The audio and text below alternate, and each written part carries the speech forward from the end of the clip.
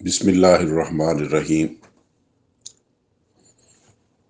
آج 27 نومبر ہے، سن ہے 2022، دن ہے اتوار کا۔ میں ہوں محمد طفیل شاد۔ حاضرین و سامعین السلام علیکم۔ آج کا ہمارا درس جو ہے عورت کا مقام قرآن کریم کی روشنی میں سورہ النساء کی 4/168 4/168 سے شروع ہوتا ہے، اور یہ ہمارا 50واں ایپیسوڈ ہے، 50واں حصہ ہے۔ تو ہم آج کی محفل میں جو نقطے آئیں گے وہ پہلا آئے گا کہ اللہ تعالیٰ کے لیے کون سا امر مشکل ہے، دوسرا یہ آئے گا کہ سب کچھ اللہ تعالیٰ کا ہے یعنی عوام کے لیے ہے، اور پھر تیسرا آئے گا کہ مسجدیں اللہ کی ہیں یعنی اس کے بندوں کے لیے ہیں۔ تو حاضرین و سامعین، ہم شروع کرتے ہیں 4/168 4/168 سے سورہ النساء کی آیت۔ بسم اللہ الرحمن الرحیم۔ ان الذین کفروا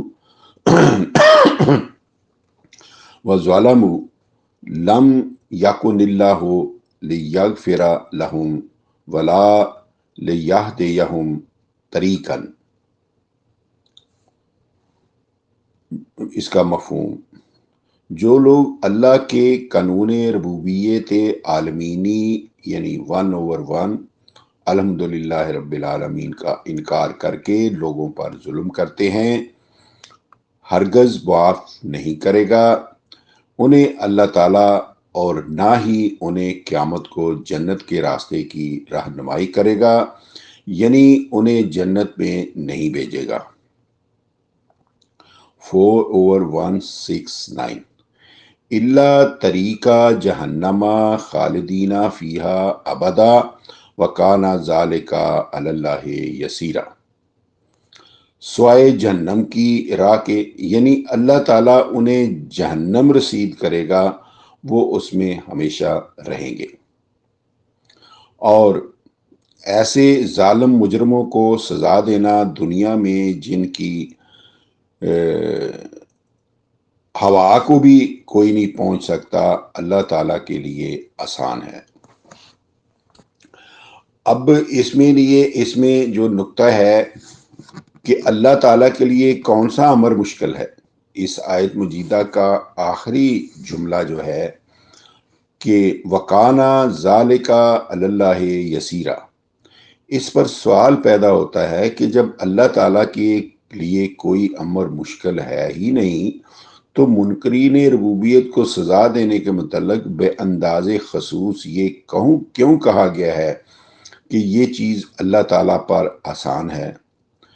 واضح رہے کہ وَقَانَ ذَلِكَ عَلَى اللَّهِ يَسِيرًا کا جملہ قرآن کریم میں ان امور کے لیے آیا ہے جو دنیا میں مشکل ترین تصور کیے جاتے ہیں۔ مثلا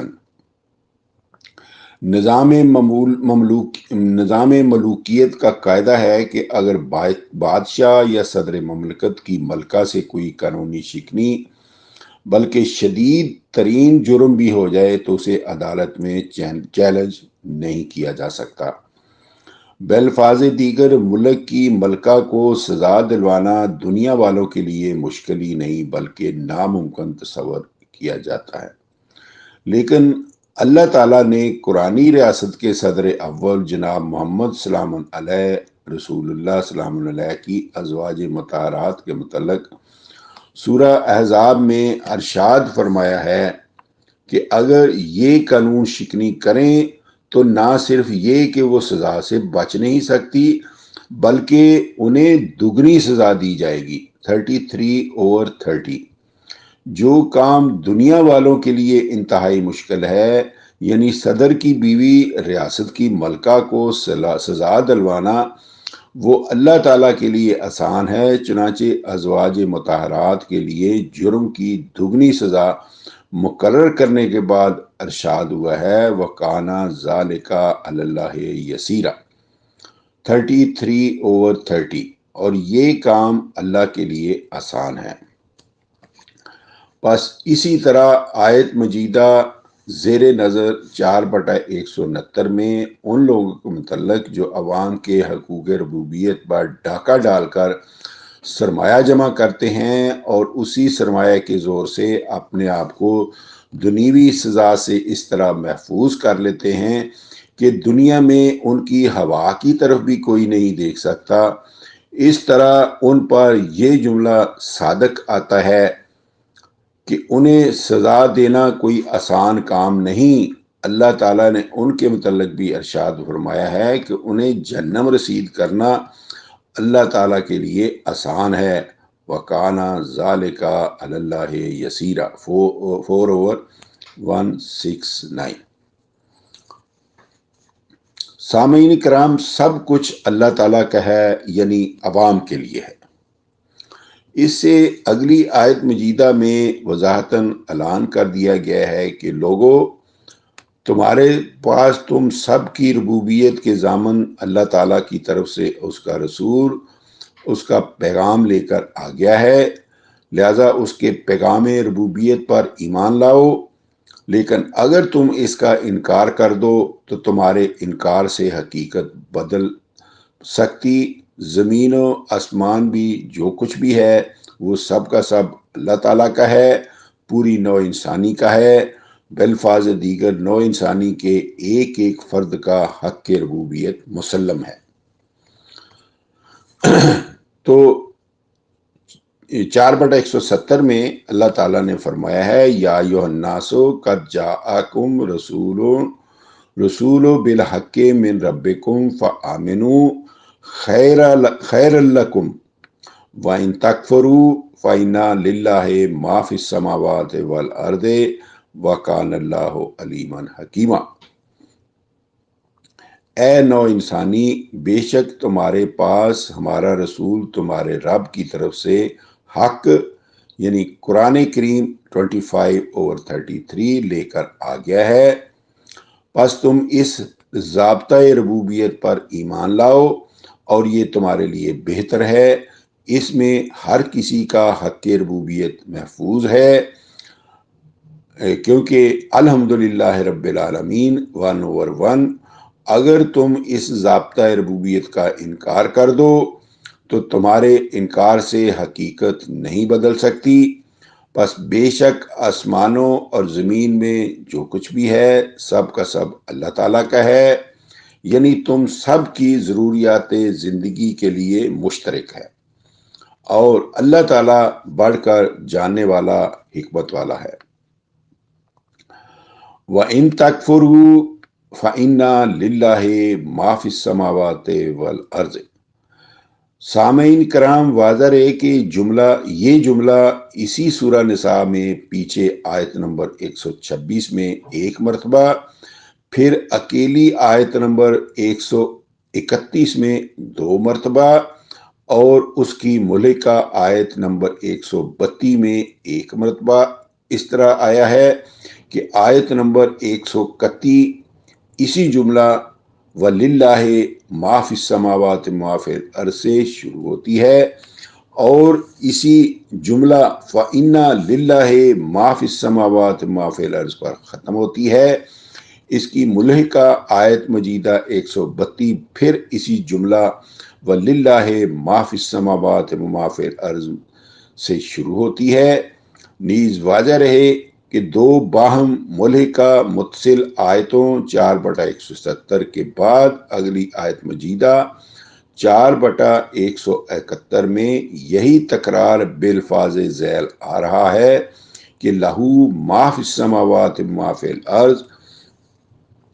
اب غور طلب امر یہ ہے کہ آیات مجیدہ 126 تا 132 میں ایک ہی جملہ للہ ما فی السماوات ما فی الارض کا 4 مرتبہ کا تکرار اور باہم ملحقہ صرف 2 آیتوں 131, 132 اور 170 اور 171 میں اسی جملہ للہ ما فی السماوات ما فی الارض کا مسلسل تکرار کیا بے معنی اور عبث ہے؟ کیا یہ معاذ اللہ قرآن کریم کو علمی سطح سے گرانے کے لیے لایا گیا ہے؟ سامعین کرام، واضح رہے کہ کسی کلام میں تکرار یا تو متکلم کے ذہنی انتشار و نسیان اور اس کی ادنی شخصیت کا مظہر ہوتا ہے، اور یا معقول شخصیت کی طرف سے تاکید کے اظہار کے لیے لایا جاتا ہے۔ اگر 2 سے زائد مرتبہ کا تکرار ہو تو تاکید و در تاکید اور تاکید مزید کا فائدہ دیتا ہے۔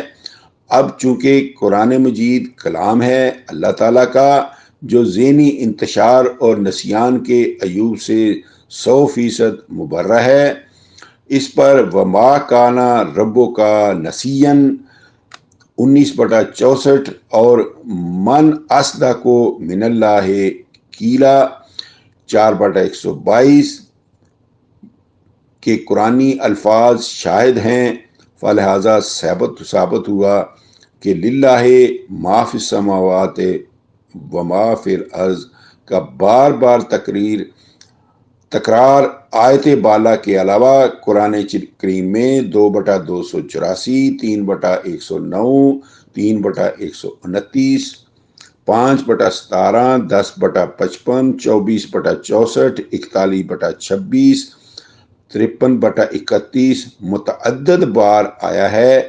یہ تکرار تاکیدی ہے اور اس کے مترادف الفاظ لہو ما فی السماوات وما فی الارض آیت ذیل 4/171، 10/68، 14/2، 16/52، 20/6، 22/64، 34/1، 39/44، 42/4، 42/53 اور 43/85 کے عظیم و کثیر تکرار کے ساتھ وارد ہوئے، اور مفہوم دونوں قسم کے جملوں کا یہ ہے کہ آسمانوں اور زمین میں جو کچھ بھی ہے وہ سب کا سب اللہ کی ملکیت ہے، اور یہ قرآن کریم کے اولین درس الحمدللہ رب العالمین کا تکرار تاکیدی ہے، جسے اللہ تعالیٰ نے اپنی مقدس کتاب کے طول و عرض میں پھیلا کر اس امر کی تاکید فرمائی ہے کہ آسمانوں اور زمین میں جو کچھ بھی ہے وہ سارے کا سارا اللہ تعالیٰ کا ہے، اور چونکہ مخلوق جو ہے وہ بھی ساری کی ساری اللہ تعالیٰ کی ہے، یعنی وہ سب کا ایک جیسا رب العالمین ہے۔ اس لیے تم اللہ کی ملکیت پر اپنی ملکیت نہ جما لینا، بلکہ اللہ تعالیٰ کی ساری نعمتوں کو اس کی ساری مخلوق پر متوازن انداز کے ساتھ تقسیم کرنا۔ اس عظیم تکرار تاکیدی سے ذاتی ملکیت کی نفی اور ہر فرد کے حق کے ضروریات زندگی کا اثبات عیاں ہے۔ ذات باری نے اسی مفہوم کو ذیل کی آیت کریمات میں مزید نکھار کر بیان کر دیا گیا ہے۔ وَلِلَّهِ مِيرَاثُ السَّمَاوَاتِ وَالْأَرْضِ وَاللَّهُ بِمَا تَعْمَلُونَ خَبِيرٌ 3/180۔ اور سن لو، آسمان اور زمین کی میراث صرف اور صرف اللہ تعالیٰ کے لیے ہے، اور تم جو بھی عمل اس کے حق کے میراث کو توڑنے کے لیے کرو گے وہ اسے خوب جانتا ہے۔ اس آیت مجیدہ کے آخری جملے میں تنبیہ فرمائی گئی ہے کہ اللہ تعالیٰ کے حق کے میراث و ملکیت میں خیانت نہ کرنا، اللہ کی نعمتوں کو اس کی مخلوق میں اس طرح متوازی انداز کے ساتھ تقسیم کرنا کہ کوئی فرد بشر ضروریات زندگی سے محروم نہ پایا جائے، اور اولین درس قرآنیہ الحمدللہ رب العالمین کے مطابق پوری دنیا اللہ تعالیٰ کی ربوبیت عالمینی کی منہ بولتی تصویر بن جائے۔ سورہ نجم میں جملہ زیر بحث کی غرض جو ہے وہ بتائی گئی ہے کہ وَلِلَّهِ مَا فِي السَّمَاوَاتِ وَمَا فِي الْأَرْضِ لِيَجْزِيَ الَّذِينَ أَسَاءُوا بِمَا عَمِلُوا أَوْ يُجْزِيَ الَّذِينَ أَحْسَنُوا بِالْحُسْنَى۔ 53/31۔ حقیقت یہ ہے کہ آسمانوں اور زمین میں جو کچھ بھی ہے وہ سب کا سب اللہ ہی کی ملکیت ہے۔ اس حقیقت کے اعلان کی غرض یہ ہے تاکہ کوئی اس حقیقت قرآنی کے خلاف برا عمل کرے اسے بری سزا دی جائے، اور جو کوئی اس پر عمل کرے معاشرہ میں حسن و توازن پیدا کرے اسے اس کا اچھا بدلہ دیا جائے۔ پھر مسجدیں اللہ کی ہیں، یعنی اس کے بندوں کے لیے ہے۔ اللہ کی ملکیت اس کے بندوں کی مشترکہ ضروریات کے لیے ہیں۔ اس کے ثبوت میں ایک اور قرآنی مثال ملاحظہ فرمائیں۔ سامعین کرام، جس پر معاشرہ میں باقاعدہ اور مسلسل عمل درآمد ہوتا چلا آ رہا ہے، سورہ جن میں ارشاد ہوا ہے کہ ان المساجد للہ 72/18، اور یہ کہ بلا شبہ مسجدیں اللہ کی ملکیت ہیں۔ اب اس الہی ملکیت کی عملی صورت یہ ہے کہ کوئی بھی مسجد یا اس کا کوئی حصہ کسی فرد کی ذاتی ملکیت نہیں مانا جاتا، بلکہ مسجدیں پورے عوام کی مشترکہ سجدہ گاہیں تسلیم کی جاتی ہیں۔ اس طرح مسجد حرام کے متعلق ارشاد ہوا ہے کہ یہ تمام لوگوں کے لیے مشترکہ طور پر قیام للناس 5/97 اور مثابۃ للناس 2/125 ہے۔ پس غور فرمائیں کہ کس طرح انداز بلیغ وضاحت کر دی گئی ہے کہ مسجد حرام ہے تو اللہ کی، مگر اس کی عملی صورت یہ ہے کہ وہ الناس پوری نوع انسانی کو قدموں پر کھڑا کرنے اور ان کے فائدوں کے لیے ہے۔ پس اس قرآنی مثال سے بدرجہ اولا ثابت ہوا کہ قرآن کریم نے جو للہ ما فی السماوات وما فی الارض کا کثیر تکراری اعلان کر رکھا ہے، اس سے مراد یہ ہے کہ آسمانوں اور زمین کی تمام چیزیں نوع انسانی میں اس توازن کے ساتھ تقسیم کی جانی لازم ہے کہ کسی فرد کی کوئی وقتی ضرورت رکی ہوئی نہ ہو، اور کرۂ ارض کا ہر گوشہ بزبان حال پکار رہا ہو کہ الحمدللہ رب العالمین۔